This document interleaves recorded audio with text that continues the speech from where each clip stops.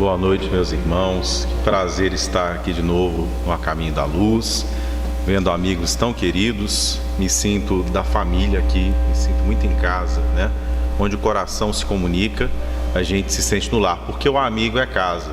Quando a gente vai ao início do livro Boa Nova, o Humberto de Campos nos conta que Jesus disse a Pedro que nós devemos preparar a nossa presença diante dos amigos como uma casa ajaezada, onde eles se sintam em paz, onde eles se sintam agradáveis. Assim é a amizade. Então, amigo é casa, né?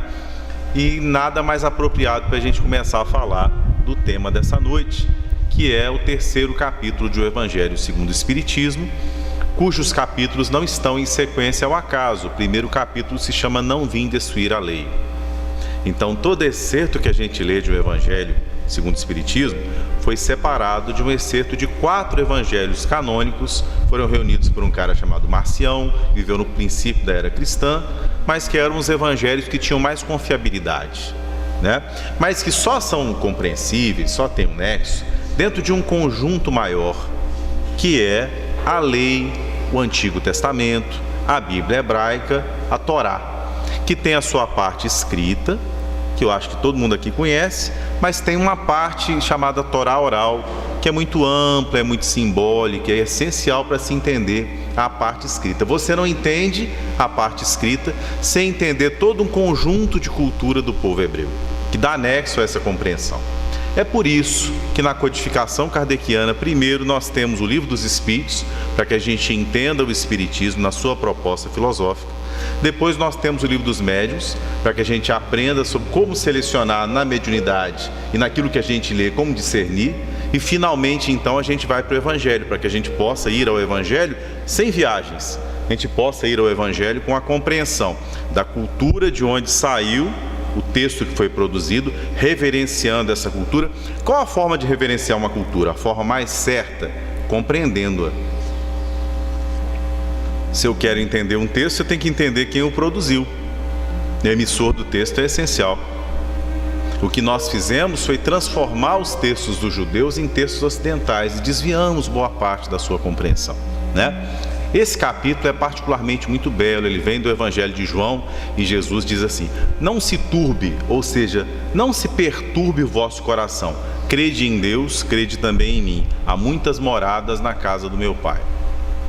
Ele se refere, aí para que a gente entenda isso, a gente tem que separar 3 termos: a casa do Pai, que é o universo. Todos nós estamos na casa do Pai, ainda que nos afastemos por opção da percepção de Deus. A gente pode ficar insensível à presença de Deus. Portanto, aqui na cidade de Campina Grande, nós temos hospitais, nós temos igrejas, nós temos centros espíritas, temos instituições públicas, né?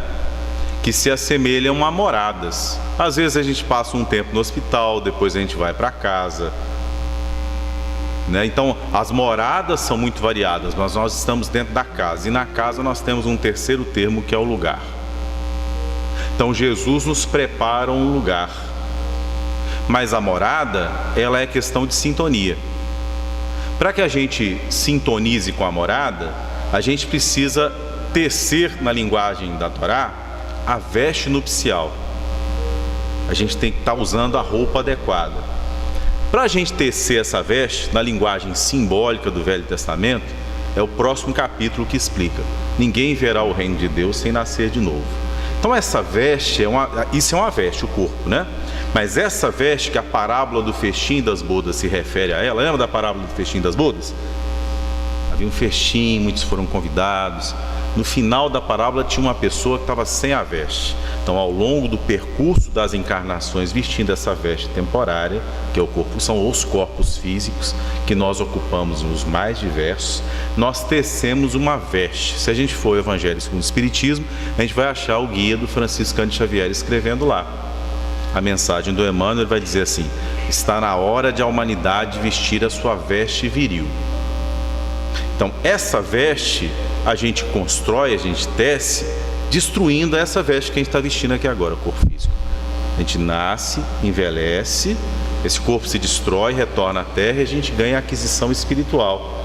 para que então a gente possa merecer uma morada, porque há as moradas mais variadas que correspondem às nossas mais diversas sintonias.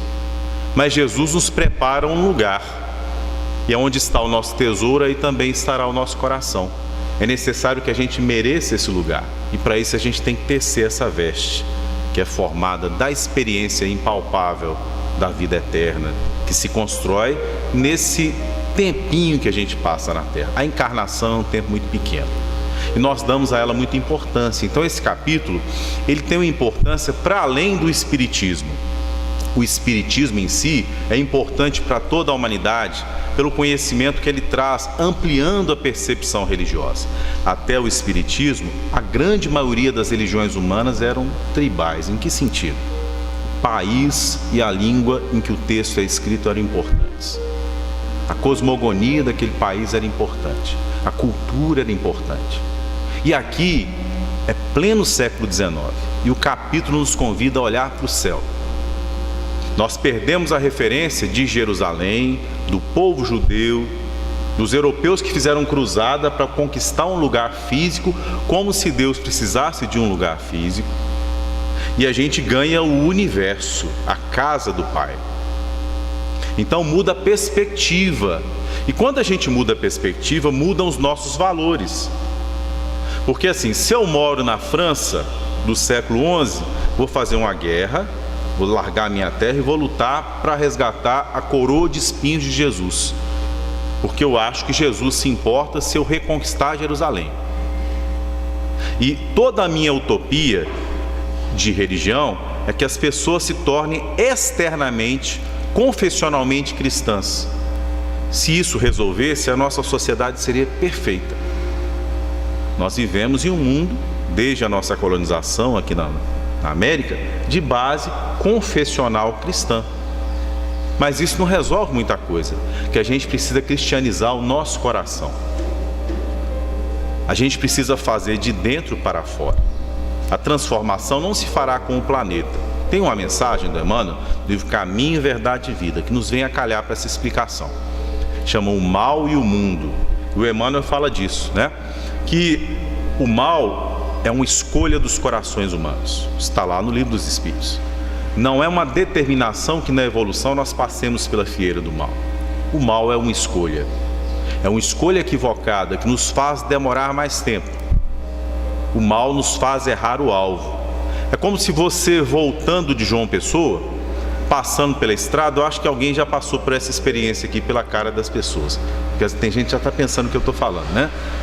Entrou para o lado de Natal. Aí você demorou uns 12 quilômetros para conseguir voltar, né? A estrada perdeu o que com isso? Nada, perdeu você tempo, né? Então, o que as escrituras chamam de salvação é quando alguém consegue te retornar para a rota verdadeira, para a sua casa, né? Para a sua morada. Vamos pegar uma outra comparação aqui. A cura do cego de Betsaida, lembram dela? Betsaida era uma cidade pequena. Aí um homem que não enxergava foi levado até Jesus e foi conduzido até Jesus, e Jesus o curou em 2 movimentos. O primeiro movimento, ele perguntou o que ele via, e ele disse que via homens que eram como árvores que se moviam. E a partir daí Jesus cospe no chão, pega saliva e lodo e passa nos olhos dele, e ele passa a ver após esse segundo movimento perfeitamente. E aí eu vou pegar o conselho que Jesus deu a ele, né? Olha, volte para a sua casa, mas não passe pela aldeia. Uai, como é que é possível um negócio desse? Você foi curado aqui em Puxinanã, volte para Campina Grande, volte para sua casa, mas não passe por Campina Grande. A aldeia é aquela egrégora que mantinha a doença, que mantinha a cegueira. É o conjunto de concepções, sentimentos, pensamentos que mantinha a cegueira. Isso é uma morada, isso é uma aldeia, isso é uma clausura. Então, para que você retorne, mas você não passe, não comungue mais daquilo, para que você possa se curar. Então Jesus nos convida a mudarmos de morada, a mudarmos aquilo que é o nosso tesouro, porque o nosso coração estará onde estiver o nosso tesouro, né? Então assim, tem uma mensagem do Emmanuel no livro Justiça Divina. que é belíssima essa mensagem. Nessa mensagem ele diz assim: para além do mais além, espraia-se o universo infinito. E o colo carinhoso do Sol recolhe em torno de si, em sua órbita, os planetas que giram e dentre eles a Terra. E é possível observar nessa imensidão mundos escola, mundos hospitais, mundos penitenciária, mundos museu, mundos desertos, cada um deles com a função. Então nós temos assim planetas como Marte, que provavelmente no passado já tiveram uma natureza muito semelhante à Terra. E enquanto cumpriam função material semelhante à da Terra, devem ter tido vida similar à da Terra. E hoje tem vida em outros níveis de matéria.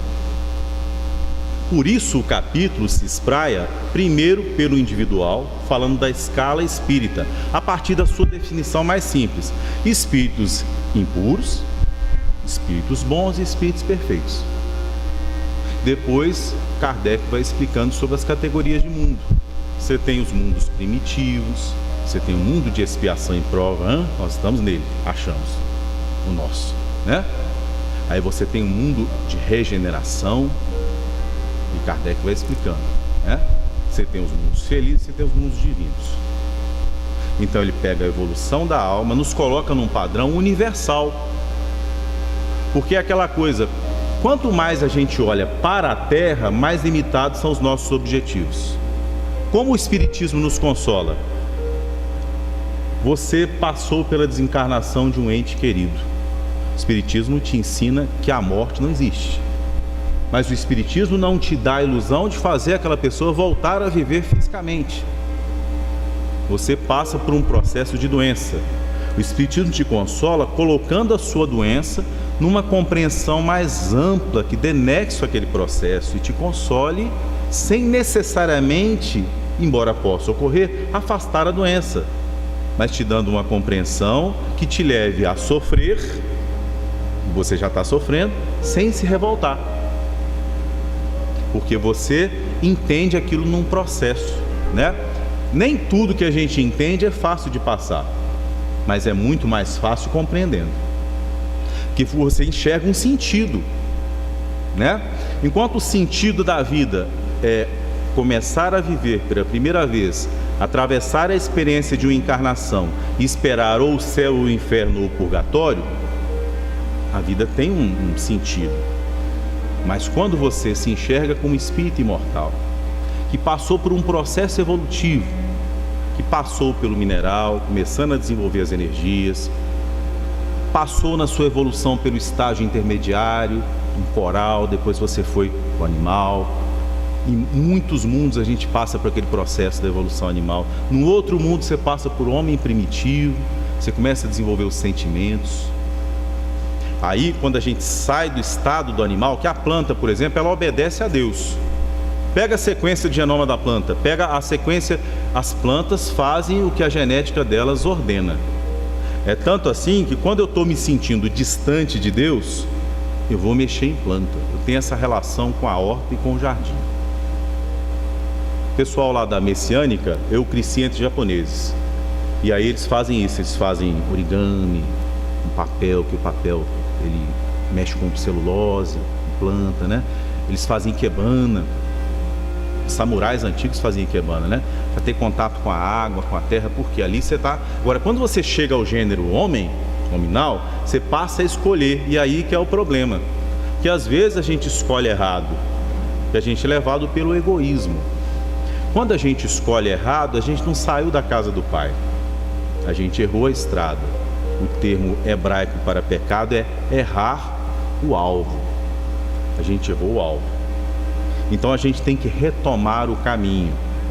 Lá no livro 4 de Livro dos Espíritos está escrito assim, é o apóstolo Paulo que diz, uma mensagem belíssima: gravitar para a unidade divina eis o fim da humanidade. Então nós precisamos gravitar para nos unirmos a Deus. Quando a gente... Tem uma música bonita do Gladson Laje que fala disso, chama Luzes da Luz, não sei se alguém conhece aqui. Nós saímos da grande luz, nós fazemos uma grande viagem pelos mais variados gêneros evolutivos.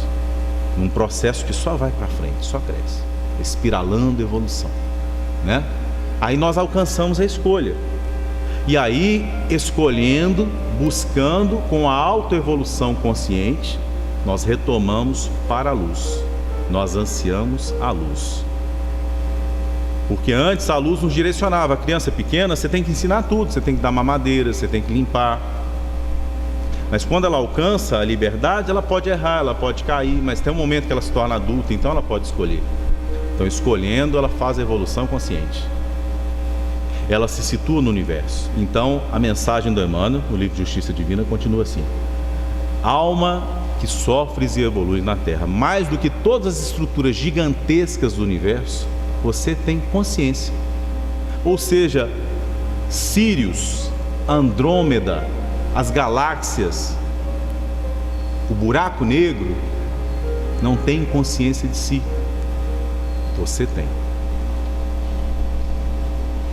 Eles são muito maiores, fisicamente. Espiritualmente, há formas espirituais inimagináveis. Certa vez, Chico Xavier foi levado por Emmanuel. Estava tomando um cafezinho, aí desdobrou, subiu. Tem uma coisa interessante. Enquanto a gente está nas dimensões da Terra, a gente tem comprimento, largura, altura, né? A quarta dimensão, mundo espiritual. Você já perde essas referências. Imagine você ir para o espaço. Acho que o Chico ficou morrendo de saudade do cafezinho, da casa dele, da sala, né? Você vai perdendo as referências, né? Então, evoluir, tudo isso que a gente tem aqui na Terra, o seu nome, a sua cultura, sua família, são estágios para um ser que você é, que vai atravessar isso tudo, que é muito mais importante. Portanto, não se preocupe, você não morre. Você nunca vai morrer. Ainda que caia uma bomba de hidrogênio aqui, você não morre. Nós temos responsabilidade sobre o dom divino gratuito que recebemos, que é a vida eterna. Você pode morrer em vida, viver em ilusão, viver com os olhos fechados. Então é importante viver com consciência. Essa consciência leva ao quê? Compreender o que é importante. Qual a origem do valor? A origem do valor é o sentimento que te permite colocar no lugar certo o que é do lugar certo. Qual a origem do espírito? O mundo espiritual. Então a gente não pode passar pela Terra priorizando as coisas da Terra. Agora, a gente não pode abandonar as coisas da Terra. Está lá no livro dos Espíritos a lei de conservação. Então, assim, a lei de conservação te leva a organizar o dinheiro, a cuidar da sua saúde. Você tem que cuidar do mundo material, né? Por isso tem aquela mensagem do Emmanuel, capítulo 30, né? Caminho, verdade e vida, o mal e o mundo. Ele fala dessa responsabilidade. Ele fala uma coisa bonita lá, embora ele discuta outro capítulo, ele fala assim: tem doenças na Terra que são consideradas incuráveis. Eu posso mudar de casa, eu levo a doença. Eu posso mudar de país, eu levo a doença, porque a doença está em mim. Então o planeta não tem que se transformar externamente. Não são as revoluções geológicas do planeta que o transformarão. O nosso coração é que vai transformar a Terra. Quando nós assumirmos a tarefa do amor, entendermos que somos seres imortais, entendermos que somos irmãos porque filhos de Deus, e começarmos a nos cuidar, a vencer o egoísmo, a trabalharmos como uma família pelo progresso da humanidade. O egoísmo se vence desde a infância trabalhando pelos outros e renunciando aos prazeres pessoais. A tarefa da família ajuda muito nisso, né? Então é a partir do convívio com a família, quando a gente aprende, a primeira lição da família é a lição da gratidão. Quando você tem que retribuir aos seus pais o que eles fizeram por você. E é importante que a gente retribua. A gente não consegue retribuir à altura, mas é importante que você dê a quem te deu. Você consiga responder com gentileza, você consiga responder aos anseios menores do coração daquele ser, para que ele se sinta amado e compensado. Depois, quando você forma uma família para você, você esquece de si mesmo para alimentar os novos frutos que virão.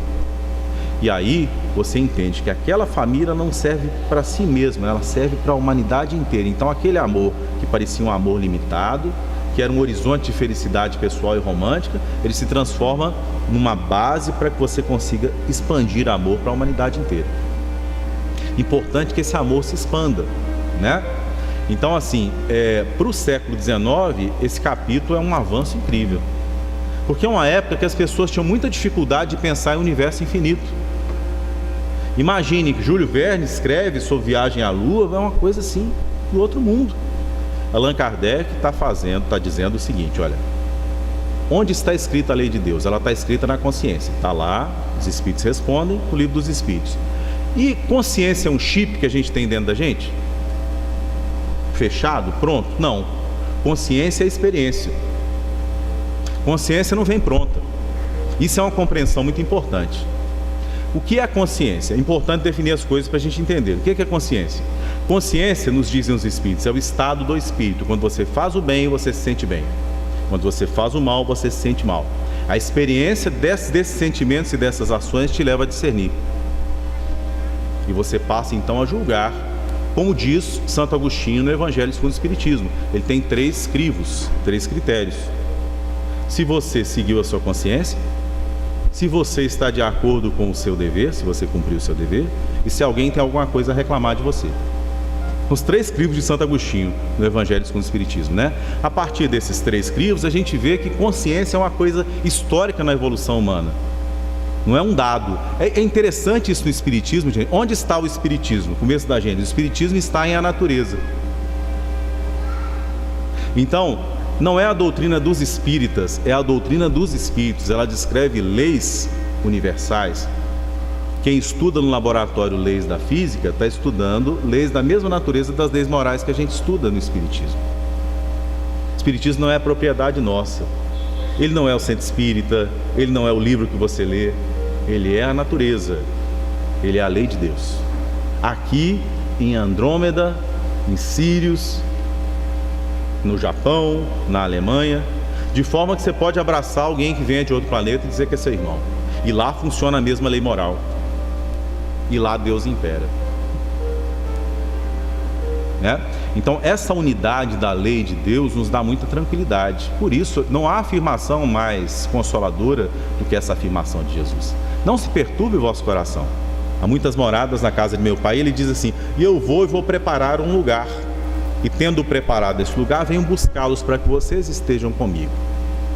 É uma fala que reflete profundo amor, uma ansiedade para que a gente abandone a ilusão e alcance uma compreensão. É alguém que vem num lago pequeno, numa terra dominada pelos romanos, que havia recebido uma mensagem espiritual sublime, falar de coisas siderais para gente que mal compreendia o mundo em que vivia. Então ele fala por metáforas, fazendo aquelas pessoas entenderem que aquela vida de sofrimento, de submissão, desenvolvia nelas uma abnegação e uma compreensão que se espraiaria pela eternidade.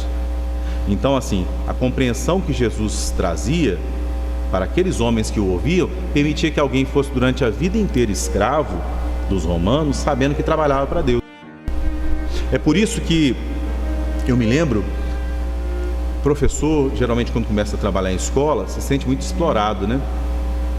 Porque assim, eu trabalhava 3 horários, teve um tempo no comecinho, assim, entre mestrado e doutorado, cheguei a dar 70 horas de aula. E no fim de semana você ainda ia para a escola fazer coisa, né? E eu li um trecho do Paulo Estevão, que o Estevão, sentado nas galés, ele compreendeu que não trabalhava para os romanos, mas ele trabalhava para Deus. E eu entendi que não existe trabalho na terra para alguém. A gente trabalha para aprimorar a alma. Porque emprego é uma coisa, trabalho é outra. Ocupar o tempo é trabalho. Ocupar o tempo é servir. Então, se você trabalha nessa lógica, você terá sempre o indispensável, porque o universo te responde. Tem gente que quer, assim, eu não vou trabalhar nas horas vagas porque rende muito pouco dinheiro. Você não deve trabalhar por dinheiro. Deve trabalhar para produzir valor. Tudo isso você entende quando coloca as coisas da terra numa lógica de imortalidade, de grandiosidade, e perde essa lógica tribal. O egoísmo também desaparece, porque todas as prioridades humanas ligadas a país, a família, a uma moral limitada pelos costumes do tempo desaparecem. E a gente começa a separar o sentimento real da condição histórica, cultural das pessoas. É isso que esse capítulo vem trazer, né? Vem inserir, inclusive, a compreensão de Deus numa compreensão de universo, que havia um descasamento entre você acreditar em Deus e você compreender que o universo era infinito. No final do século XIX, o Papa Pio IX, no Concílio Vaticano I, havia rompido com a ciência. Havia uma crise de vocações no sacerdócio, uma crise. A grande maioria dos cientistas europeus se declaravam ateus. Então uma luz se acendeu na França. Era possível entender um Deus que fosse conciliável com a ideia de ciência, com a ideia de infinitude do universo, que trazia perspectiva de universalidade para a religião e para os corações humanos, né? Então é interessante pensar a evolução em termos de universo, e aí a gente entende a importância de ensinar astronomia para os nossos filhos, né? Quanto mais você ensina sobre o universo infinito, sobre prioridades de outros povos, sobre a existência de outras pessoas, mais você contribui para que o egoísmo diminua. O Espiritismo é uma doutrina inseparável da compreensão da ciência, de universalidade e de amplitude do universo. Não convive com nenhuma ideia limitada. O espírita não acredita em terra plana, né? É importante a gente aprofundar esse sentimento no nosso coração. Tem uma coisa importante também, quando Jesus vai falar da morada, né? Às vezes a gente passa muito tempo limitado com o egoísmo das relações familiares e dos povos nos quais nós evoluímos. Então, assim, tem gente que gosta muito de ser brasileiro, tem gente que tem um orgulho muito grande de ser alemão, tem gente que tem um orgulho muito grande de ser japonês, né? Ao longo do nosso processo evolutivo, a gente vai romper com esse brinquedo de criança que foi a cultura na nossa evolução. É um brinquedo de criança, né? Então, durante um tempo, você recebe uma ficha para trabalhar como médico. Durante um tempo, você recebe uma ficha para trabalhar como professor, para você desenvolver certas qualidades. Durante um tempo, você nasce numa cultura oriental, que você vai desenvolver um tipo de concentração, mas aquilo é um tempo. Você não é aquilo. Nós somos muito além disso. Então é importante que a gente rompa com a ideia de superioridade da nossa cultura sobre as demais culturas, para que a gente possa enxergá-las com amor, né? Isso é importante na história do nosso país, particularmente porque o Brasil, no seu processo de colonização, foi convidado à convivência com a universalidade dos povos. Portugal, enquanto nação que tinha um sentimento de carinho, assim, de compreensão do cristianismo, que permitiu a espiritualidade escolhê-la como porta-voz do processo das grandes navegações, de outro lado, né, o catolicismo, na sua limitação da compreensão do universo, não permitiu que nós pudéssemos incorporar os africanos e os indígenas que foram descobertos como irmãos. Hoje nós estamos nessa tarefa. Tem uma parábola muito bonita, a parábola do mordomo infiel, que Jesus nos conta de uma grande herdade, e havia um mordomo, um administrador dessa herdade. E o dono da herdade descobre que ele estava roubando. Então ele chama o mordomo na sua presença e pede a ele que ele dê as contas, para que ele possa avaliar o que ele roubou. O mordomo bola um estratagema e chama à sua presença aqueles que deviam e perdoa metade da dívida daqueles que deviam. Ele faz cortesia com o chapéu dos outros. Numa lógica racional, ele está roubando pela segunda vez, mas o Senhor fica feliz com ele. Tem duas mensagens do Emmanuel que nos esclarecem essa parábola. Uma delas se chama Tabernáculos Eternos e a outra chama Angariai Amigos, que Jesus diz assim ao fim da parábola: angariai amigos com as riquezas obtidas a partir da injustiça, porque eles vos receberão nos tabernáculos eternos. E Emmanuel nos explica, geralmente a riqueza na terra é obtida a partir de expropriação. O que eu quero dizer com isso? Quando você recebe a sua secretária do lar, e ela aos poucos vai entrando no cotidiano da sua vida familiar, demandando carinho, atenção, às vezes perdão, às vezes compreensão, ela é com muita frequência alguém que no passado você impediu de estudar, né? E que agora volta para sua casa. É uma filha que retorna. E nós somos convidados a distribuir. Vamos pegar um exemplo aqui. Livro há 2000 anos. Convivência entre a cultura judaica dominada e a cultura romana que dominava, né? Você tem o Públio Lentulus, senador romano. Certo dia ele está em frente à estátua de Têmis, ele tem um desdobramento, então ele sonha que foi Públio Lentulus Sura, que foi o seu bisavô. O bisavô, aproveitando-se de uma revolução, de uma revolta, a revolta de Catilina, o estado de exceção, pegou espadas em brasa e furou os olhos dos seus inimigos, tomou propriedade de muita gente. Como é que o Públio Lentulus retorna? Ele retorna rico, belo e com oportunidade de ser novamente senador. Então, quando ele retorna nessa condição, ele está sendo convidado a redistribuir o que um dia roubou. Então, tudo que a gente recebe na Terra, se a gente tem essa compreensão de universalidade, não é para a gente, é para que a gente administre em função de uma coletividade. Então, o Brasil é a administração dos encarnados brasileiros da atualidade. Nós responderemos por essa administração, que é uma mordomia. Nós somos os mordomos da terra. É por isso que Emmanuel fala, não adianta você estar com uma doença incurável, infecciosa, se você mudar de casa, você vai com ela dessa casa para outra. Então, a casa que tem que ser modificada é dentro do coração. Muito importante aquilo que o Gamaliel entende quando vai para o deserto. E o Paulo vai visitar no livro Paulo Estevão, que ele diz assim, eu entendi que Canaã não é um lugar a ser conquistado fora, geográfico na terra. Canaã é um lugar do coração. Então, a morada, para além das moradas do universo, ela tem que ser conquistada dentro do coração, para que a gente seja digno dela, para que a gente construa, teça essa veste viril. A gente tem que se libertar do egoísmo, do orgulho, da vaidade, do desejo de posse sobre a vida alheia, né? Para que a gente aprenda a alegria de servir, que constitui a verdadeira felicidade. Então, essa é a experiência que constitui a consciência. Ao longo das encarnações, a consciência vai se aprimorando. Todos os sentidos humanos se aprimoram. Toda a arte se aprimora na experiência. Seria uma ingenuidade muito grande a gente achar que o pintor não ganha experiência, que o cantor não se desenvolve exercendo, né? Para se exercer é necessário errar, mas errar com o sentido de melhorar, aprendendo com o erro e refazendo, né? Então, consciência é assim. A consciência, ela tem uma sensibilidade que vai se desenvolvendo. Por isso a gente vai se desenvolvendo para ouvir Deus, né? Esse perceber de Deus, que é aprimorar a consciência no sentido moral, não se aproxima, por exemplo, de um relativismo moral. Relativismo moral é preguiça, né? Se a consciência fosse uma coisa dada, a gente podia se entregar a uma preguiça de consciência. Não, a lei de Deus está na consciência. Logo, se eu não sentir culpa, é porque eu não fiz nada errado. Isso é relativismo moral. Às vezes eu não senti culpa porque eu não cheguei à compreensão da alma do outro, eu não tive empatia, eu não consegui sair de mim, não me enxerguei em outra experiência. E se eu fosse mulher? E se eu fosse homossexual? E se eu não tivesse estudado? E se eu morasse num país em condições difíceis? Se eu tivesse que migrar? E se eu nascesse com limitações físicas?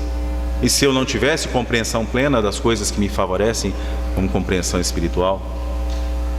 Se me faltasse amor na infância, se eu tivesse sido abusado sexualmente na infância, como seria a experiência da minha encarnação?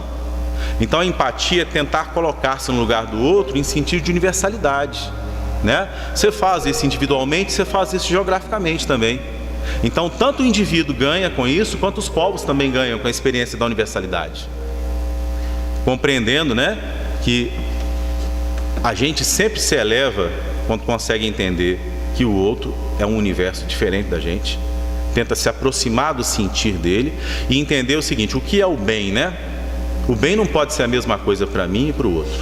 Tem uma concepção de direito que a gente chama, na história das gerações de direito, a gente chama de direito moral. Que antigamente, na época do iluminismo, as pessoas pensavam assim, olha, as mulheres têm que ter os mesmos direitos dos homens. Hoje a gente já não pensa assim, porque a mulher engravida. A experiência limitada de uma encarnação de nascer num corpo feminino, que hoje você nasceu no corpo de homem, você pode nascer no corpo de mulher. Isso é determinação evolutiva. A gente experiencia sequências de encarnações nas mais variadas condições. Já começa por aí, né? Mas assim, o direito tem que ser adequado à particularidade de quem o demanda. Da mesma forma, né? O bem não é uma coisa dada. Assim como a consciência é algo que se constrói, que se aprimora para que você consiga entender Deus. É por isso que os espíritos dizem assim, Há coisas que você faz na terra e você acha que não tem importância. No mundo espiritual, quando você desperta, você cai em si, você descobre que eram erros grandes.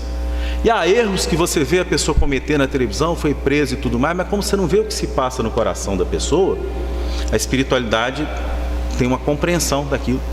Por exemplo, você pega Humberto de Campos, Lázaro Redivivo, tem um trecho interessante que ele está andando pelo mundo espiritual, ele vai a um vale de profundo sofrimento.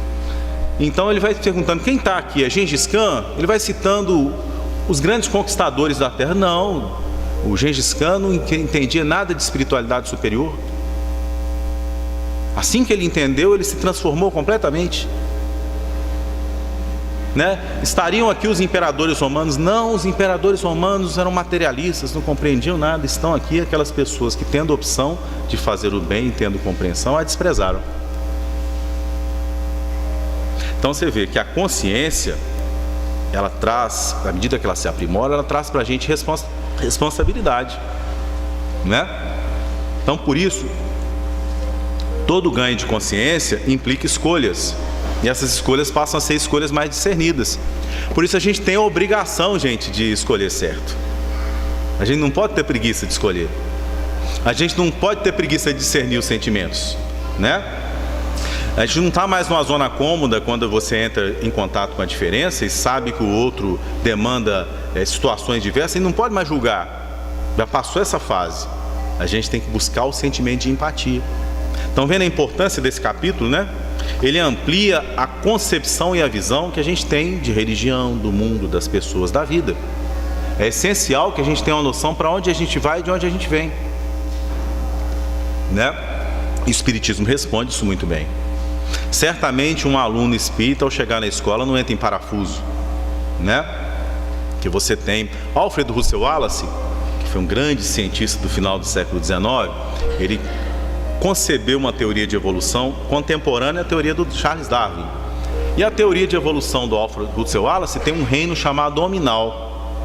Porque o Darwin, ele pensa todos os animais no mesmo nível, Mas o Wallace, depois que ele foi para a Malásia, se tornou espírita, ele entendeu a importância de se tornar humano.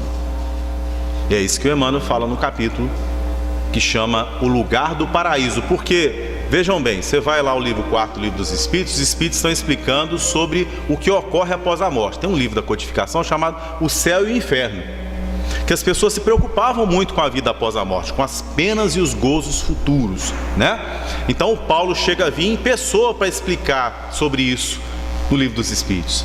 E aí o capítulo chama O Lugar do Paraíso. E o Emmanuel destaca que quando você estuda astronomia e você fica abismado diante da grandeza do universo, mais do que todas aquelas formas que você admira, você é um ser que tem consciência de si. Ou seja, a Lua não escolhe para onde ela vai.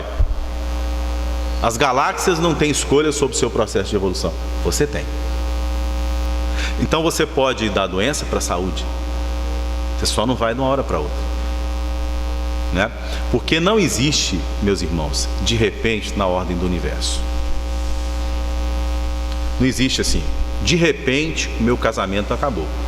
Não, você vem numa poupança longa, ao fim da qual o casamento e a crise levaram ao fim. De repente eu adoeci, não. Você vem num processo reencarnatório. Tem um amigo meu, por exemplo, que ele, é um processo que eu acompanhei há pouco tempo. Na vida passada, ele não tinha paciência com o processo de envelhecimento. Então assim, faltando umas 3 semanas para desencarnar, ele tomou remédio, era totalmente ateu, tomou remédio tranquilizante demais, tomou uma parada cardíaca e desencarnou. Nessa encarnação, desde muito cedo, ele tem doenças que reproduzem uma certa senectude precoce. Por exemplo, ele tinha hemocromatose, estava juntando ferro nos órgãos, começou a ter problemas com isso, Uma psoríase grave. Então, com todos esses processos, é como se fosse assim, ele vai desencarnar? Não. Ele suicidou na vida passada, suicidou, faltando poucas semanas para a desencarnação pelo processo natural. O corpo que ele recebeu nessa vida o convida à paciência. Convivendo com doenças que reproduzem a senectude mais jovem, por 40 anos ele vai conviver com essas doenças. Vai aprender a administrá-las. Porque assim, ele tomando quelante de ferro, ele fica bem. Fazendo exercício físico, a glicose dele baixa. Ele pode tratar a psoríase dele. Agora ele tem que ter paciência, ele tem que ter disciplina, né? Então, assim, há processos na vida da gente, e todos os processos que nós administramos, eles têm uma história justa. Uma história justa, que tem a ver com esse ser imortal que nós somos, né? Uma história que não se fez aqui. O que a gente recebe agora, a gente tem que receber com paciência e com disciplina. Por exemplo, se você é diabético, já viram como é que a pele do diabético é boa? Tem um processo de envelhecimento chamado glicação. Então quem come açúcar envelhece mais. Quem é diabético fique feliz, está envelhecendo menos.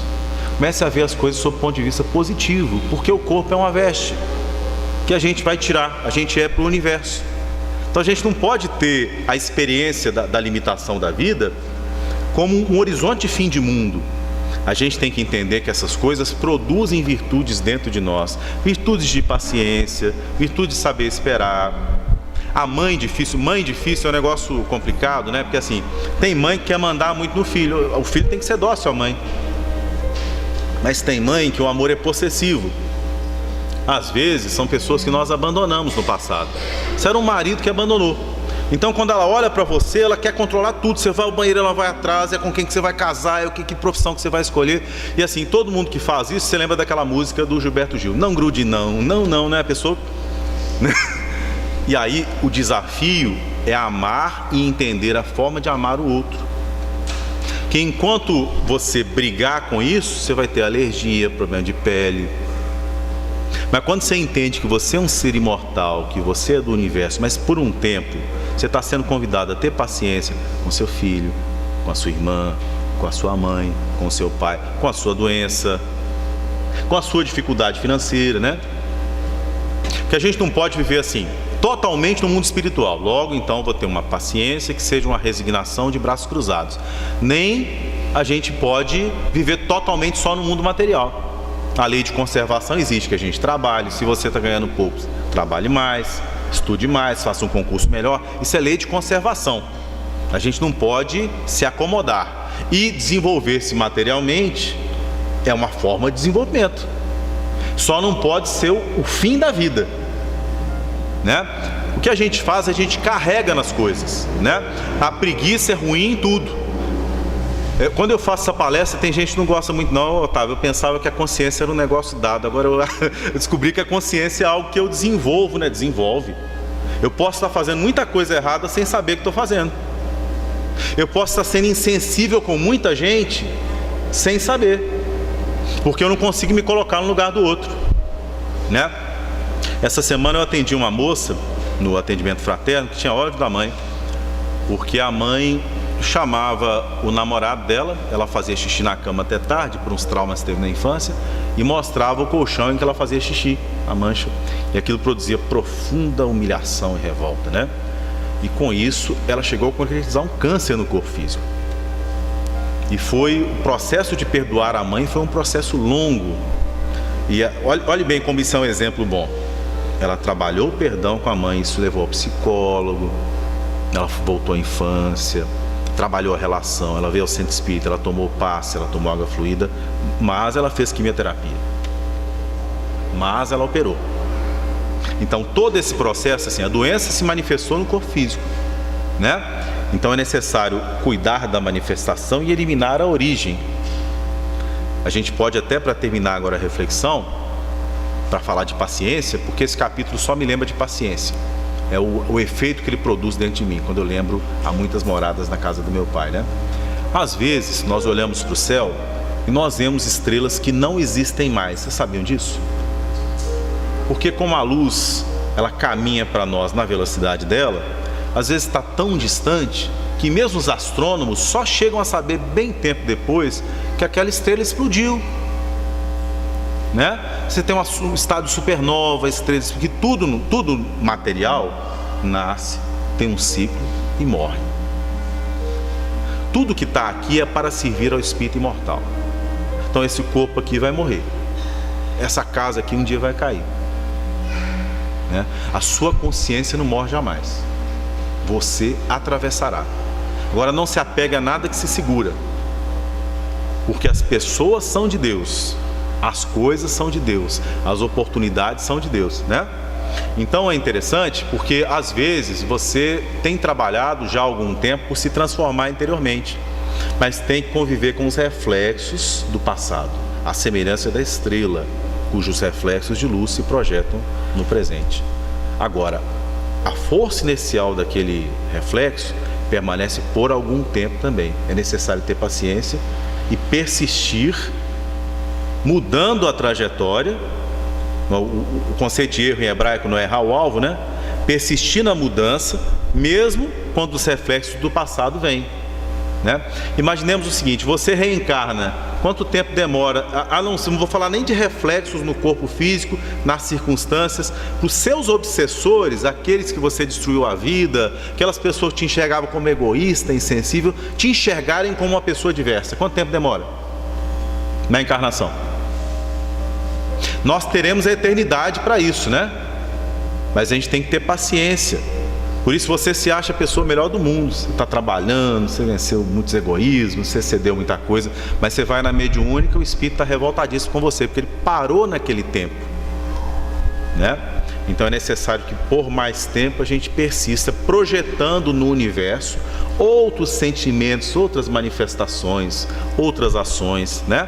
Para que a gente possa, como a parábola do mordomo infiel que eu lembrei aqui, angariar amigos, né? Então assim, quando você tem amigos, pessoas gratas a você, e você consegue distribuir o que no passado você roubou, como é que eu vou fazer isso? Vivendo. O tempo todo você é desafiado a distribuir. Quando a pessoa está revoltada com você, tenha paciência. É alguém que você prejudicou, principalmente quando não tem razão. Está voltando alguém, o Emmanuel fala no livro Vida e Sexo, né? Nós reencontramos as pessoas no ponto exato em que nós deixamos. Então, no ponto do universo você deixou, ele está voltando naquele ponto. E o ponto não foi bom. Você deixou ele lá em Puxinanã, ele teve que vir para cá a pé, ele vem bravo com você, né? Ele vem muito bravo com você, você tem que amaciar com paciência, né? Meus irmãos, então são algumas reflexões sobre Há Muitas Moradas na Casa do Meu Pai. O tema é muito amplo, né? A gente pode estudar com perspectivas diversas o lugar, a morada, né? A casa do Pai. Mas assim, é um capítulo maravilhoso, que Jesus nos abençoe na sua compreensão e no estudo do Evangelho.